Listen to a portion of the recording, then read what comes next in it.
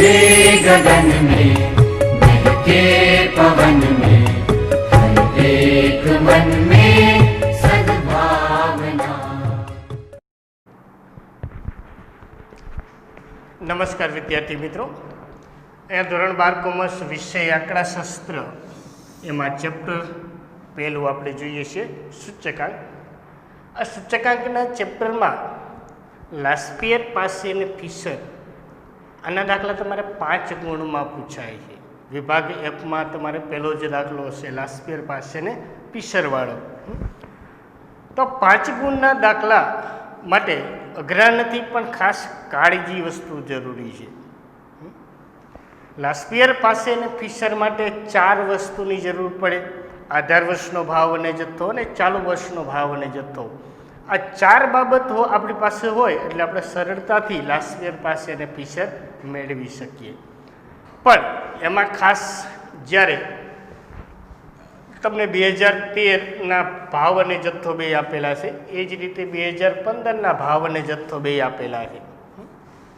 तो अहीं आधार वर्षना भाव अने जत्थो अने चालू वर्षना भाव अने जत्थो आपणे चारेय वस्तु आपेली छे। पण ज्यारे आपणे एकमनुं कोलम आपेलो होय त्यारे आपणे 2 बाबतो ध्यानमां राखवानी होय। कई 2 बाबतो? तो कि एकम समान होवा जोईए। एकम समान होवा जोईए। एकम एटले शुं? आ लीटर, मीटर, किग्रा, डजन, क्विंटल, लीटर आ बधा रह्या ए एकमो छे। ए केवा होवा जोईए? समान, सरखा होवा जोईए। अहींया एकम किग्रा छे तो अहींया एकम किग्रा ज होवो जोईए, पछी ज आपणे आगळ वधी शकीए। अने बीजी बाबत के भाव एक एकमनो लेवो, एक एकमनो लेवो।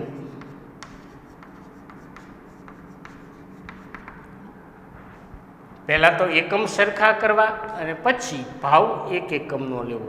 ध्यान राखજો हमेशा एकम पहला सरखा करवाना अने पछी ज भाव एक एकमनो लेवो। आ 2 बाबतो खास मगजमां राखજો। रेडी? पण क्यारे? ज्यारे तमने एकमनुं कोलम आपेલું હોય त्यारे। रेडी? एकमनुं कोलम न आपेલું હોત तो अहींया कोई प्रश्न नहोतो। पण ज्यारे तमने एकमनुं कोलम आपे त्यारे आ 2 बाबतोने खास मगजमां राखજો। जो आ एकमो सरखा कर्या वगर तमे सीधो दाखलो गणशो तो दाखलो खोटो आपलो। रेडी? એટલે ખાસ આમાં જે પ્રશ્ન છે એ છે તો અહીંયા એકમ જોઈ લ્યો કિગ્રા અને પાછળના 2 જથ્થામાં જે તમને એકમ આપેલો છે કિગ્રા કિગ્રા તો કે આપણે પહેલી શરત સંતોષાય છે, એકમ સરખા જ છે। રેડી? એકમો પહેલા સરખા કરવા અને પછી ભાવ એક એકમનો લેવો। બીજી શરત આપણી શું છે? ભાવ એક એકમનો લેવો।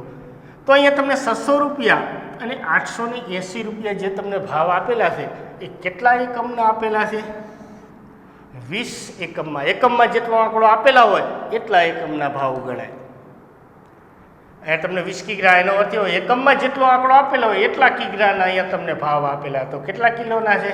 20 કિલોના તમને ભાવ આપેલા છે। તો 1 કિલોના કેટલા થાય?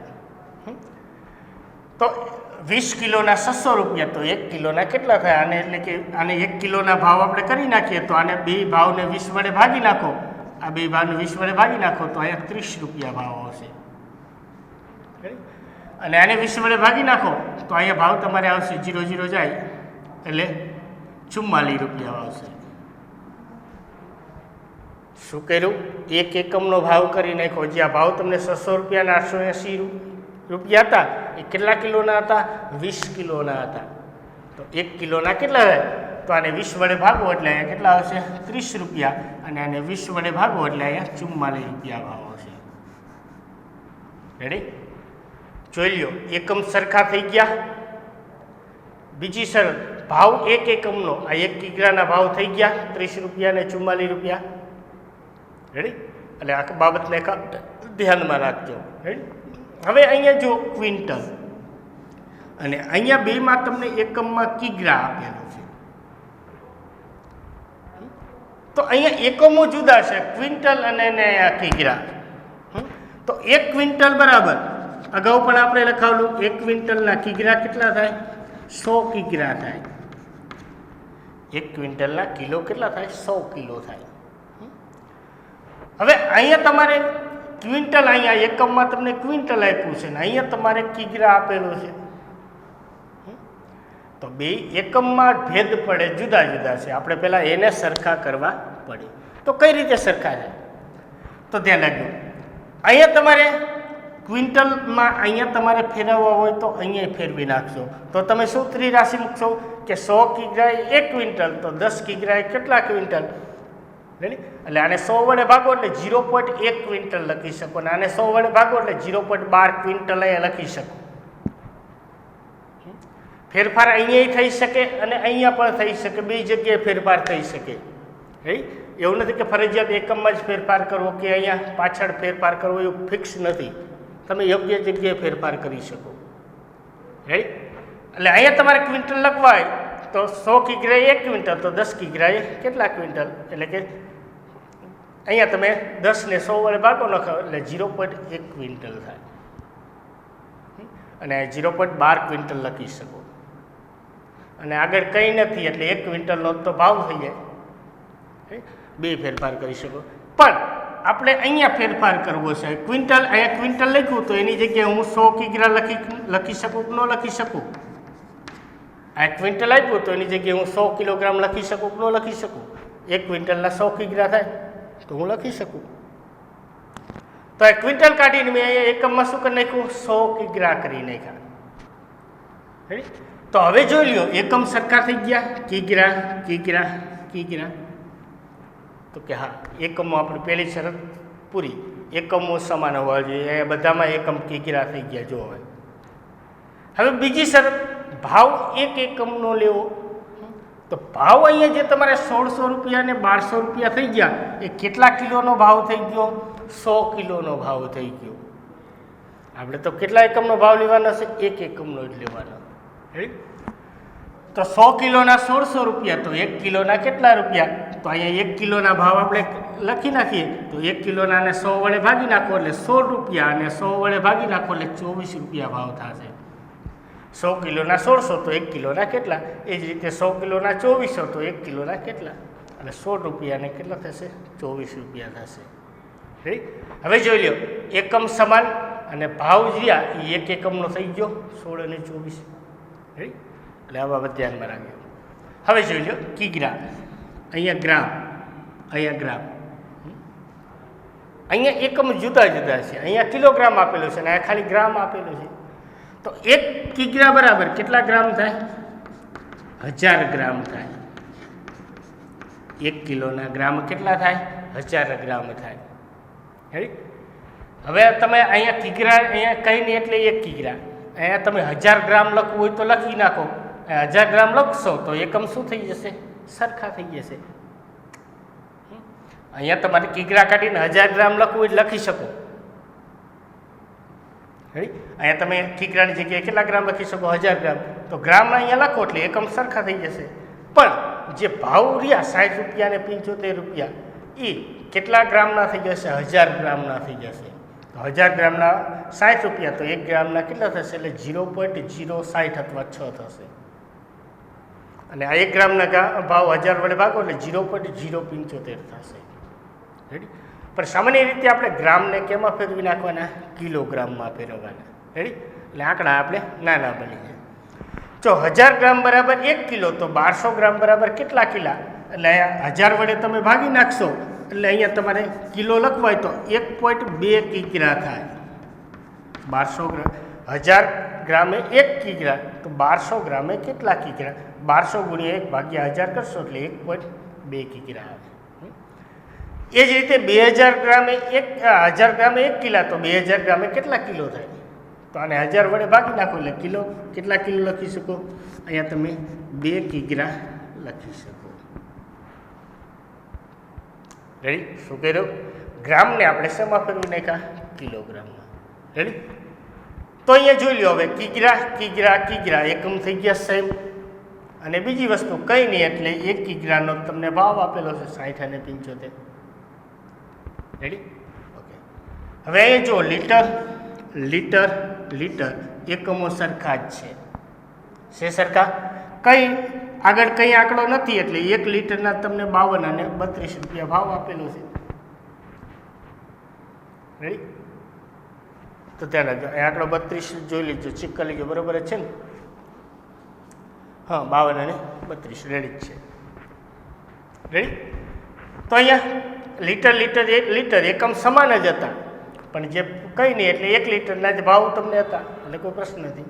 અહીંયા જો મીટર એકમો સરખા જ છે અને કંઈ નહીં એટલે 1 મીટરના તમને ભાવ આપેલા છે. પછી અહીં જો ડઝન, અહીંયા બેમાં નંગ આપેલું છે, તો 1 ડઝન બરાબર કેટલા નંગ થાય? 12 નંગ થાય. તમારે 12 નંગ લખવા હોય તોય લખી શકો. કંઈ નહીં એટલે 1 ડઝનની જગ્યાએ તમે 12 નંગ અહીંયા લખવા હોય તો લખી શકો. અને અહીંયા તમારે નંગનું જો ડઝનમાં ફેરવવું હોય તોય ફેરવી શકો. તો 12 નંગે 1 ડઝન, તો 20 નંગે કેટલા ડઝન? અને 12 વડે ભાગી નાખો એટલા ડઝન મળે. એ જ રીતે 12 નંગે 1 ડઝન, તો 16 નંગે કેટલા ડઝન? તો આને 12 વડે ભાગી નાખો એટલે 1 પોઈન્ટ જે આવે તે એટલા ડઝન થાય. પણ સામાન્ય રીતે આપણે જેમાં ફેરફાર કરવો હોય અહીંયા ડઝનની જગ્યાએ આપણે શું લખી શકીએ? 12 નંગ લખી શકીએ, કારણ કે આ બે 12 વડે ફિક્સ પોઈન્ટમાં આવશે. તો તમે 12 નંગ અહીંયા ડઝનની જગ્યાએ શું લખી નાખ્યું? 12 નંગ લખ્યા. તો હવે એકમો જોઈ લ્યો, સરખા થઈ ગયા, નંગ. પણ જે આ ભાવ થઈ ગયા 30 રૂપિયા અને 36 રૂપિયા, એ કેટલા નંગના થઈ ગયા? 12 નંગના. તો આપણે કેટલા નંગના ભાવ લેવાના છે? 1 નંગના. રેડી? તો એ 12 નંગના 30 રૂપિયા, તો 1 નંગના કેટલા થાય? તો આને 12 વડે ભાગી નાખો એટલે 2.5 રૂપિયા ભાવ થાય.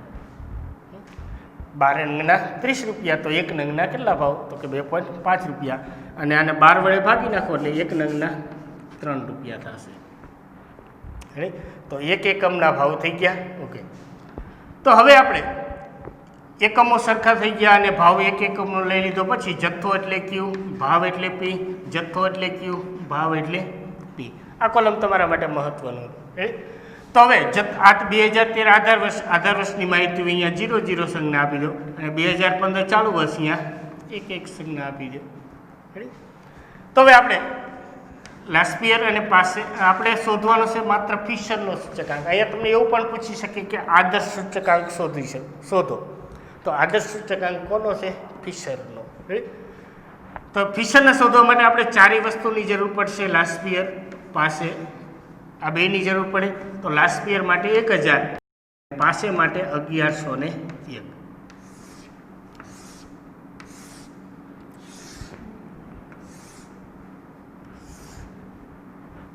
ફિશર માટે આ 4 બાબતોની જરૂર પડે, 1000 અને 1101ની. હવે P1 Q0, P1 એટલે આ P1 અને Q0 એટલે આ Q0, આ બેનો ગુણાકાર કરતા જાઓ તો 44 × 4 = 25 રીતે પડી જાય. 5 ચોક 20 ને 2 22 આવશે. 24 × 10 એટલે 240 આવશે. 75 × 1.2 તમે કરી ગયો તો 12 × 5 = 60, વિદ્યા પડી 6, 12 + 1.2 × 75 તમે કરો તો 12 × 5 = 60, કિશુન વિદ્યા પડી 6, 12 + 84 ને 6 90 એટલે 90 આવશે. એ 75 × 1.2 કરો એટલે આવશે 90. પછી 32 × 3, 0 નો 0, 3 દુ 6 અને 3 તરી 9 એટલે 960, 12 144. પછી 20 તરીને 60. પછી એ જ રીતે P0 Q0 આ બેનો ગુણાકાર કરતા જાઓ. 5 તરી 15 એટલે 150, 16 160, 60 × 2 12 × 72 આનો જવાબ આવશે. 60 × 1.2 કરો એટલે 72 આવશે. 52 × 30 કરો એટલે 1 0, 3 દુ 6 અને 3 × 5 = 15, આનો આવશે 1560. 52 × 30 કહેજો. પછી 12 × 104, સોરી 12 × 96, 12 × 8, 12 × 96. પછી 20 × 2.5 કરો એટલે 50 આવશે. પછી એ જ રીતે P1 Q1 12 × 44 કરો એટલે 12 ચોક ને 48, વિદ્યા પડી 12 ચોક 48 × 4 52 એટલે 528 આવશે. 24 × 12 કરો તો 12 ચોક 48, વિદ્યા પડી 4, 12 દુ 24 × 4 28, 288 આવશે. પછી એ જ રીતે 75 ગુણ્યા 2 એટલે 150 આવશે. 36 ગુણ્યા 32 તમે કરી જો તો 36 ગુણ્યા 32 એનો તમારે આંકડો આવશે 36 ગુણ્યા 32 એટલે 1152 એનો આંકડો આવશે. પછી P1 Q1 માં આપણે જોઈએ તો 20 ગુણ્યા 12 એટલે 240 આવશે. પછી 16 તરીને 48 આવશે. આનો ટોટલ આપણે લખીએ તો આનો ટોટલ તમને આપેલો છે 1700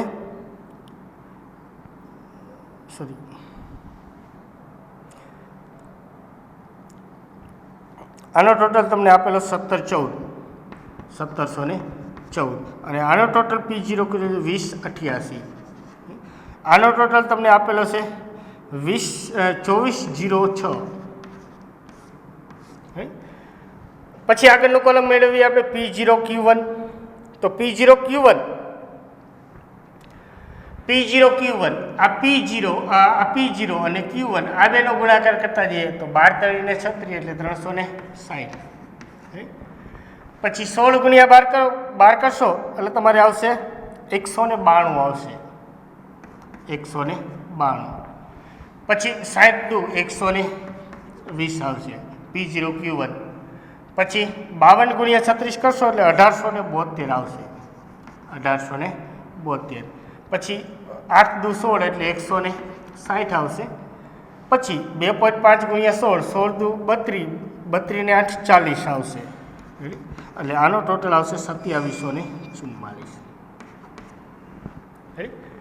તો આ કોષ્ટક તમારા માટે મહત્વનું, તો ખાસ કાળજી રાખીને કરજો, આડોવડું ન થઈ જાય. રેડી? તો હવે આપણે શોધવાનો છે ફિશરનો સૂચકાંક. એક જ માંગ્યો છે ફિશરનો સૂચકાંક. તમને આદર્શ સૂચકાંક એવું પણ કહી શકે. તમારે ફિશરનો સૂચકાંક બે રીતે શોધી શકો. તમે લાસ્પિયર અને પાસે શોધી અને પછી ટૂંકા સૂત્ર દ્વારા શોધી શકો, અને એનું મૂળ સૂત્ર છે એના દ્વારા પણ તમે શોધી શકો. તો ફિશરનો સૂચકાંક IF બરાબર PQ સિગ્મા PQ 1000 ગુણ્યા સિગ્મા PQ 1101 ગુણ્યા રૂટની 1200 છે. આ ધ્યાન રાખજો, રૂટની અંદર ન લેતા 100. આ લાસ્પિયર જ છે, પણ અહીંયા ગુણ્યા 100 અને અહીંયા ગુણ્યા 100 કરો. આપણે લખતા હતા IL ગુણ્યા IP. IL એટલે શું? ગુણ્યા 100 કરી નાખો એટલે લાસ્પિયર, અને આને ગુણ્યા 100 કરી નાખો એટલે શું? પાસે. તો બે વખત રૂટમાં 100 હોય એટલે 12 નીકળે એટલે એક વખત શું થઈ જશે? એક વખત રૂટની 1200 થઈ જાય. એટલે એ જ સૂત્ર છે, પણ આ એનું મૂળ સૂત્ર છે. તો P1 Q0 નો ટોટલ છે 1714 છેદમાં P0 Q0 નો ટોટલ છે 2088 ગુણ્યા P1 Q1 નો ટોટલ છે 2406 અને P0 Q1 નો ટોટલ છે 2744 ગુણ્યા રૂટની 1200. ધ્યાન રાખજો, રૂટની 1200. હવે તમારે ગુણાકાર કરશો તો ઉપર અંશનો ગુણાકાર કરી નાખશો તો એ ગુણાકાર તમારે આવશે અંશનો ગુણાકાર કરી નાખો તો એ તમારે આવશે 41,23,884 છેદમાં અંશ છેદનો ગુણાકાર તમારે આવશે 57,29,472 ગુણ્યા રૂટની 1200. તો આનો તમે ભાગાકાર કરશો તો આવશે 0.7198 ગુણ્યા રૂટની 1200. આને તમે રૂટની 1200. હવે તમે આનું વર્ગમૂળ કાઢી નાખો. 0.7198નું વર્ગમૂળ શું આવશે? 0.8484 આવશે ગુણ્યા 100, અને આને 100 વડે ગુણી નાખો એટલે 84.84. આ તમારો થયો ફિશરનો સૂચકાંક. રેડી? 84.84 ફિશરનો સૂચકાંક. અને આનું અર્થઘટન કદાચ તમને માગે તો 100 - 84.84 એટલે કે 15.16% જેવો ઘટાડો થયો ભાવમાં. રેડી? આધાર વર્ષનો તો 100 હોય જ, તો શું થયું? ઘટાડો થયો. રેડી? તો આ તો ફિશરનો સૂચકાંક. ખાસ એકમમાં ધ્યાન રાખજો. જો એકમમાં તમે વ્યવસ્થિત કર્યું હશે અહીંયા તો બાકીનું આપણા માટે સિમ્પલ જ છે, ખાલી ગુણાકાર જ કરવાના છે, સરવાળા અને એનું સૂત્રમાં કિંમત મૂકવાની. પણ ખાસ એકમ આપેલું હોય ત્યારે ધ્યાન રાખજો.